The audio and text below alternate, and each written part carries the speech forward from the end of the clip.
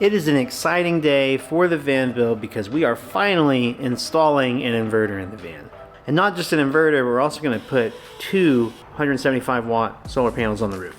We've been fans of Renogy ever since we did our original RV build. We did all of our components in the RV with Renogy. We had less than 100 subscribers back then. They were not sponsors, we just liked the products. So I was really stoked that they reached out to help partner with us in doing the rest of the electrical on the van.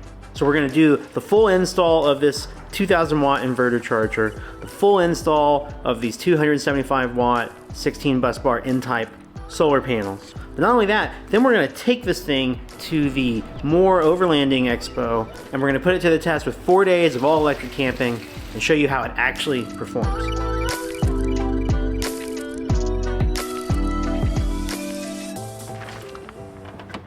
Now I've already got the inverter placed where I want it in here under the couch bed. I even put a couple screws in it so that we could drive around with it, but it hasn't been wired up yet. I've basically got all of the main wiring for the van's been done for a long time. We've already traveled extensively in this van, and that includes our shore power hookup, which I've never had anything to plug it into until now. The trickiest part about the inverter install is I've got to take the bed apart a little bit just to make it accessible to get all the wiring in place. It's a bit tight under there. And then on the solar panels, we're going to have to do some work to extend the space between our crossbars to be able to mount these two big panels. And we're gonna use some unistrut for that. I'm pretty excited about this. We're gonna have to cut it down, figure it out, but I think I can span, I know I can span a big gap between two of our crossbars with this, and basically like mount them under the crossbars and then put the panels on top of them and it's gonna be pretty close to like a flush solar panel mount. So we're actually going to reduce our drag a little bit from our current panel and bring the panel down by, I don't know, 1.5 inches or something like that using this. What we're installing is Renogy's 2000 watt inverter charger, which offers 2000 watts of continuous power, 6000 watts of surge power, a 30 amp shore power transfer switch, and a 60 amp battery charger all in one package.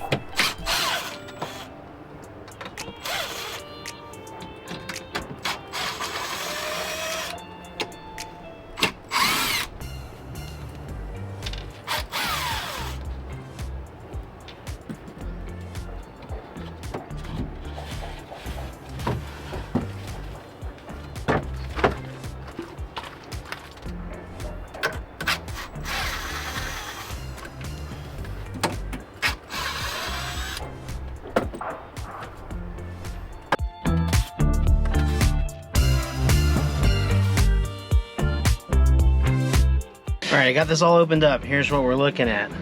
We've got our 2000 watt inverter charger from Renogy right here under the bed / couch. Our breaker panel is here. Our battery bank is here, and then our main wiring punch down is back here behind the backrest. I've got my shore power that I pre-wired for 30 amp. Comes in right here. I've just got a bunch of excess on that, so that needs to get terminated in the input, shore power input from the Renogy. So when we plug in, that'll engage the transfer switch, charge our batteries, and pass through power all of the outlets in the van. And it'll do that because our output, our AC output from that will be wired directly into our main 30 amp breaker here in the breaker box. On the battery terminal, the 12 volt side, our 12 volt battery will be wired into this Renogy. Very simple. We just got to run a positive and negative from the inverter to our positive and negative bus bars here, and then it's wired in. That's the simplest version of it. It's a little more complicated than that because we need to put an inline fuse on the positive side of that. And I need to make new battery cables for our existing battery. We're running 0 gauge wire. We need to step up to 2-aught wire for this inverter. So we never had enough load for it to matter. The battery can handle it. I used, more than enough wire for the loads that we have, but now that we can pull 2000 watts, we need much more significant wires on the battery here. So the first thing I'm gonna do is start measuring and making some battery cables and get this at least wired up to our battery, and we can verify that it comes on and set up all the parameters on it. Once the 12 volt side is wired up, then we'll do the AC wiring afterward. I think that ought to be enough. Gosh.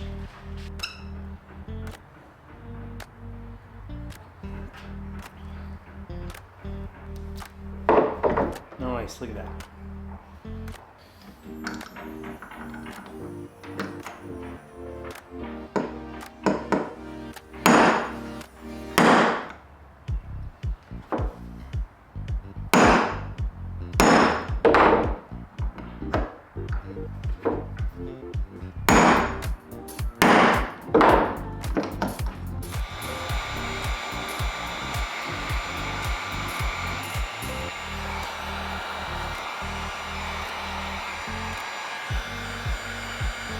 You don't have to make your own battery cables, you can buy them pre-made. I just happen to have the tools and don't mind making them. Save a few bucks that way. Although the price of copper has gotten expensive, and I think I might have gotten, I mean, it's very close to whether or not I bought enough. So I left the other lug off this end. This will go from the inverter to the fuse, very close to the inverter. And then this will go from the other end of the fuse into the main distribution block for the 12 volt system, and more than likely this is going to be just about right, but in the event that it's a little bit too long, I don't want to waste a terminal, so I'll get it in there and pull it and trim this if needed.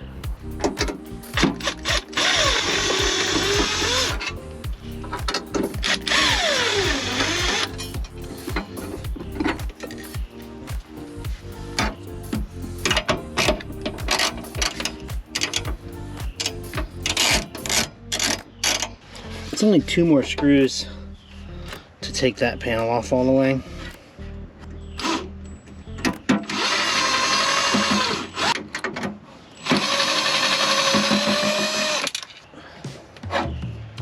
Okay. All right, go ahead and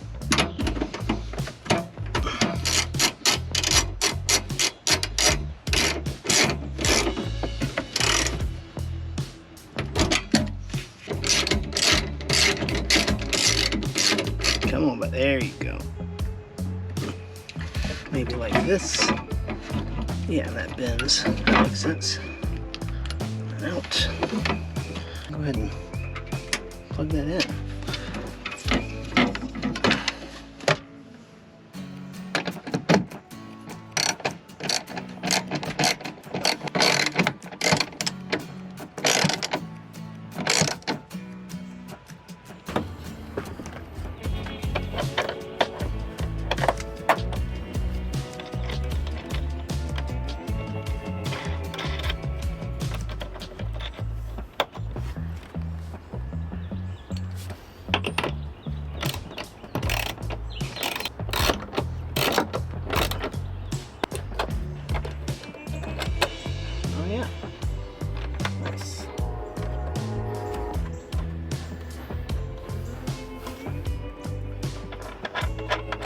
Alright, it's the next day. I ran out of daylight last night.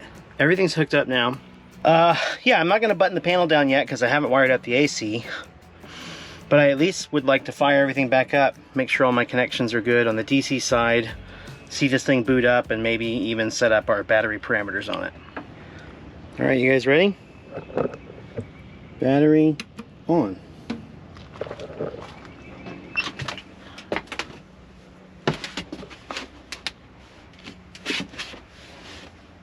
Oh, it's on the outside of the case. On. Hello! She beeping.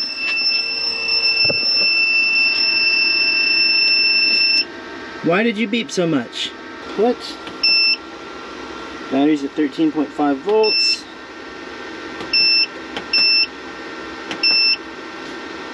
Alright, so I read the instructions. The beeping is normal when it starts up. It runs the fans for a minute.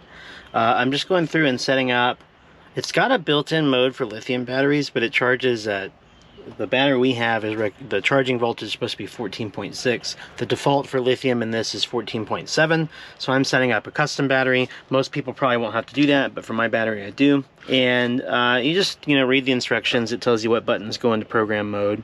Go to program 26 to set the maximum charging voltage.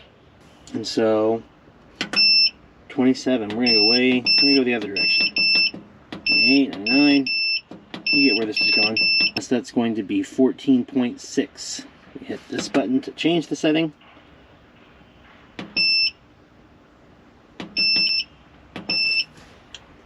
14.6. And enter to accept it.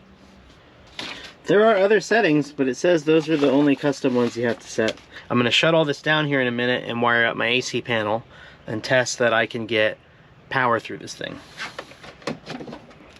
Sizing up this kind of wire is always tricky because you definitely don't want it to be too short. Too long can be a pain in the ass too.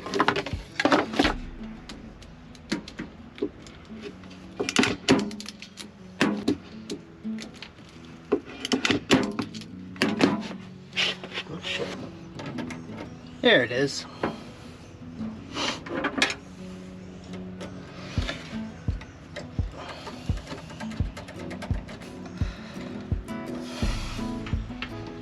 Awesome.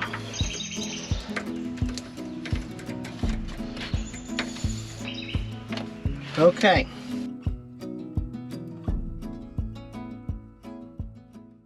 Okay, it's time for the inverter test. I am going to test this with a heat gun. I want to run a pretty high load because if this thing's going to fail because of a bad connection I made or something like that, I want it to fail now while it's all wide open. This always makes me nervous testing out some new electrical, but in particular this really high powered inverter has got me kind of nervous. There's an outlet wired to the back of our breaker box that like comes pre-installed, and it's a 20 amp receptacle. And I've already tested all the wiring in the van from running this off of a power bank previously, so I'm not worried about that. I'm just going to plug this right into the back of the breaker box. I've punched that down into a breaker. We'll test all the breakers, turn on the inverter, see if we have power.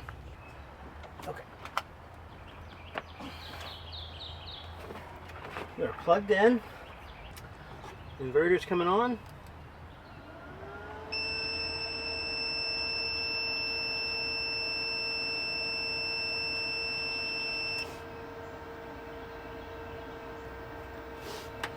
Main breaker's coming on. Still should have no power.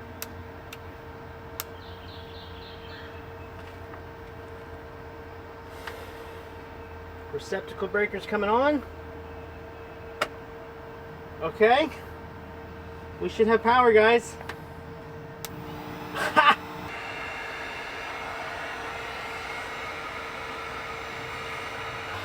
1200 watts, 1.22 kilowatts.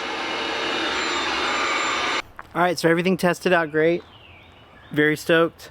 Had that thing pull in like 1400 watts or so. This is not anything to do with the Renogy inverter. I did notice that my main fuse between my battery and my distribution block over here was pretty hot on one end after running that for about 5 minutes. So I had actually read maybe that those fuses didn't perform well at high amperage. Again, that's not a Renogy problem. So what I'm probably going to do is order upgraded larger fuses and something a little higher quality and replace those. All that's left to do now is test the shore power and the battery charger side of this, and then we'll be able to put this all back together.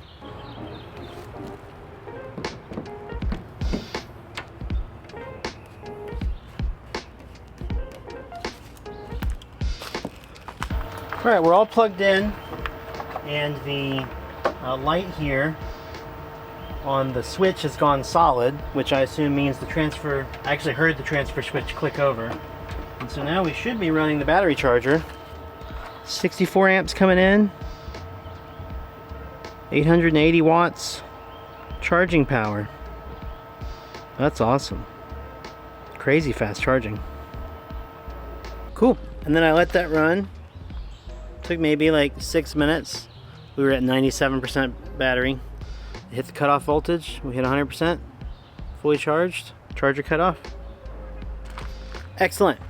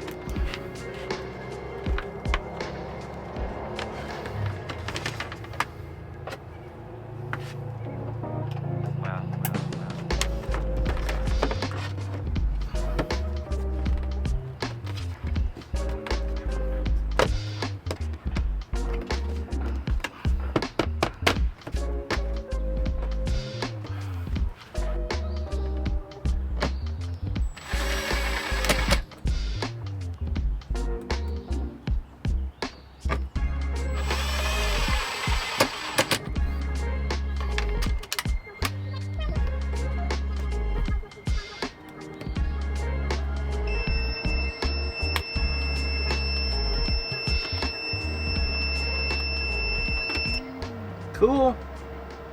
All right, got the remote switch installed, got everything buttoned up, fixed some wiring I've been wanting to fix up since I built the van. Also installed the chassis ground for the AC system coming from the inverter.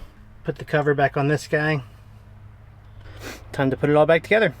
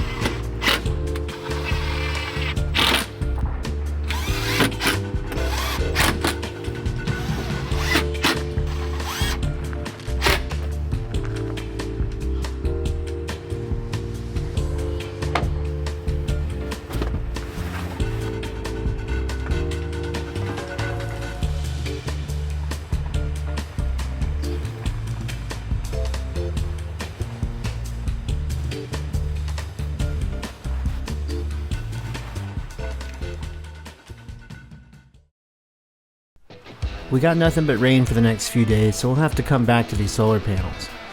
We headed off to the More Expo for 3 days of all electric camping to put this Renogy inverter to the test. We're at the More Expo in Springfield, Missouri, and we're making our first dinner with the inverter. And we're gonna see how it goes, and we'll check back with you in 3 days when we've cooked everything on this thing. But I usually turn it down to like 2 or 3. Yeah, 2 or 3 to Does it preheat matter? it. I guess. 1,000 watts. And then this is also the bed right here. Nice rig, dude. You sleep here. Very cool. Nice. Oh shoot, I forgot it was brown rice. Oh, you didn't and do I it did different? on white rice. How's it look? It feels right. It's set for a long time. Yeah. Seems alright. I straight up forgot. Asparagus looks good. Alright. We're at 93% battery. And I guess we'll see now how much of this we make back with the sun. It's late in the day, but still, man. 5% of the battery to make a meal all electric. It's awesome. We cooked every meal on this inverter for the next 3 days. That included making our coffee with an electric kettle, our 1800 watt induction stove, and our mini Instant Pot. Power, please. The sound of power! And even though it was cloudy and rainy the whole time, we still ended the trip with 73% battery on our giant battery bank. So I know, especially after we have our upgraded solar panels, we're gonna run out of food and water long before we run out of power on our adventures this summer. I think I like my... Alright guys, we got the roof rack cleared off. It's been raining for several days and finally dried up enough for me to get out and do some measuring. And here's what I've figured out for our solar panel layout. I'm going to be using this Unistrut is what most people call it. It's a different brand at Home Depot, Super Strut or something like that. It's galvanized, heavy gauge steel, very sturdy. And what I'm going to do is I'm going to run these like joists almost underneath our crossbars on the roof rack. And then I'm going to install the panels on top of this. That's going to like make the roof rack here, the bars go underneath, the panels are going to kind of sit like almost flush with the top of the roof rack. I think it's going to look really great. I picked up some of these solar panel mounting clamps. They like have, you can set them to different heights. It's not perfect for this application, but I kind of gambled on it and I think it's going to play out just fine. I really didn't know if it's going to fit the whole spacing and the width of the panels, but sure enough, they go right in there, they clamp down. They've got this little lip on them that would be better if you were clamping it to something that was narrower than what we are. So it kind of sits at an angle, but I tightened them down, super grippy. It's gonna hold just fine. I like this so much better than the idea of just like a bolt to the frame of the panel. This is really cool. They're clamped down, nothing screwed into the roof. It's all mounted on the rack. It's all replaceable. It's all adjustable. I did make the mistake of not getting, there's actually clamps like that that go in the middle between two panels where you can push them together and they clamp down with one clamp. I wasn't smart enough to get those, and so I just got 8 of these. It's going to create probably a 3-inch gap between the panels, no big deal. Now that I've got the layout measured for the clamps, I can go ahead and cut this unistrut down to the right length.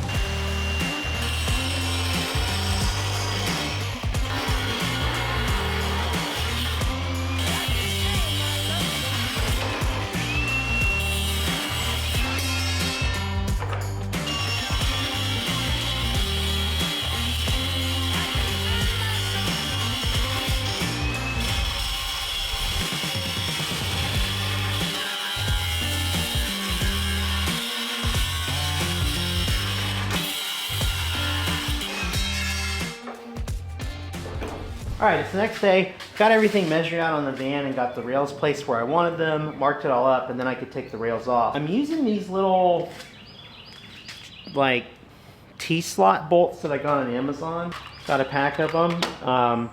They don't quite, like, fit like I hoped they would, where they, like, catch, but I'm able to stick a screwdriver down in there and stop it from spinning and tighten it down really tight. And then I just got these washers at Home Depot that I had to drill out to make a little bit bigger, and I'm putting some blue Loctite on this.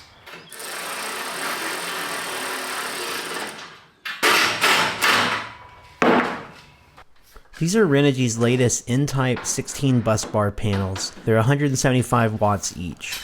With 16 bus bars across each solar cell, this allows for higher power output, better conversion efficiency, better shading tolerance, resistance to microcracks, and a lower hotspot risk, which just results in a more efficient panel with a longer lifespan. They also offer this panel in a slightly larger 200 watt variant.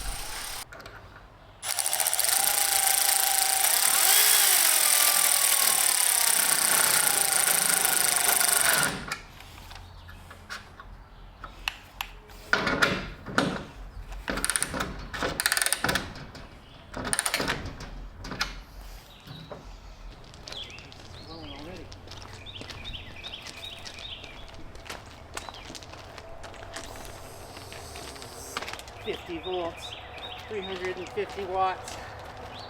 All right.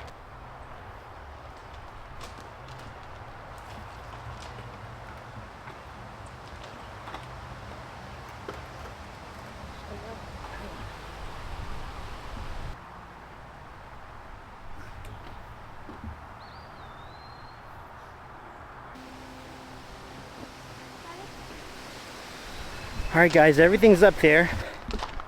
I'm really happy with how it looks. The rack's not all bolted down yet. I wanted to make sure I could get everything connected up and my wires were long enough.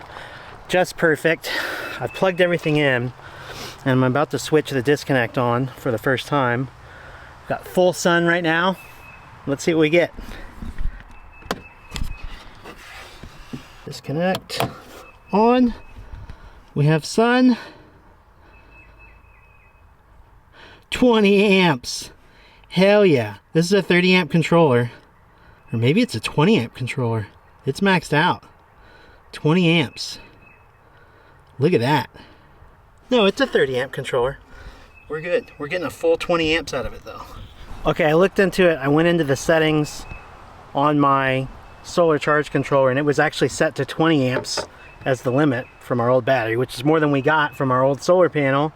And now we are getting 22 amps, 309 watts off our 350 watt solar panels, which is amazing. I'm so stoked. Most power we've had in any rig. Okay, let me get the top buttoned up. We'll give you the after shots of the new roof rack.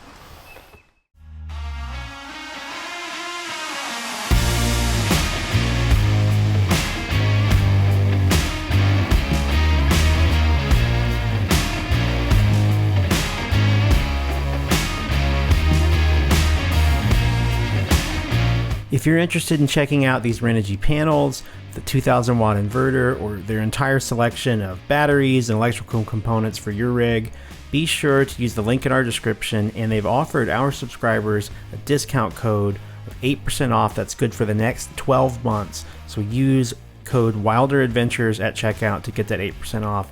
And thanks again to Renogy for sponsoring this video. We're excited to put this setup to the test this summer.